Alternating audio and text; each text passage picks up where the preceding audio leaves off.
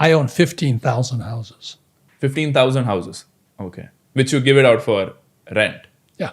Right. So nothing wrong with buying a house. Yeah. Difference is I use debt to buy it.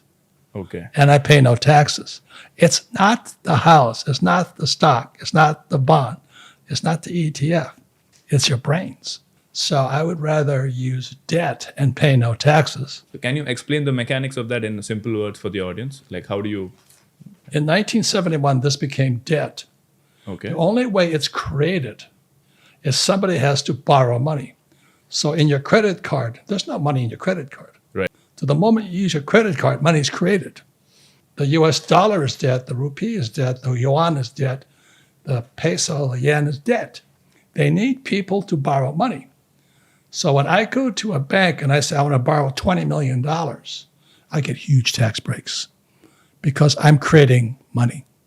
But if I use my credit card, I get nothing. So I wrote a book, Rich Dad, Poor Dad, same thing. It's all about accounting. So interesting point, because to be able to do what you just said, that you need to borrow debt, buy homes, and then give it out for rent. So, but in a country like India, there's a challenge around this because the rental yield is way lower than the cost of borrowing. So in US, it's the opposite, right? I don't know. Every city in America is different. Right. All the laws are different. So the first thing I would do is I'd come here, I'd hire an accountant and attorney, Okay.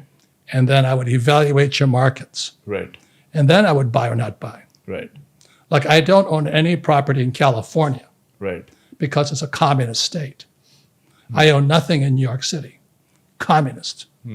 Okay, but I own in Arizona and Texas. The laws are different. So you have to know the laws. You can't be stupid. So most people make that mistake. I read this book, Rich Dad, Poor Dad, and it says you have to buy houses and give it for rent. But in India, I didn't say that. I said your house is not an asset. And when you miss, it's called financial literacy. right. What is the definition of the word? If it puts money in my pocket, it's an asset. Correct. If my house is taking money from my pocket, it's a liability. Yes. Has nothing to do with real estate. For most people, confuse that with saying, I'll buy the house and I'll only live in it. And that doesn't... Liability. That becomes a liability. And most people have a very hard time digesting that. Because they don't go one more house beyond it, you know. They It's- think like poor middle-class peasants. They spend 30 years to buy that one house. Yeah. How will they afford the next house? Right? Then they have to worry about their retirement, their kids' education, their kids' marriage, their kids' house. So it's no way winning that game. Everybody wants the easy answer. Right. They want to win the lottery. Right. They want to be a soccer star. Yeah. They want to be a Bollywood star. Yeah. And as you said already, they're broke in 10 years. Right.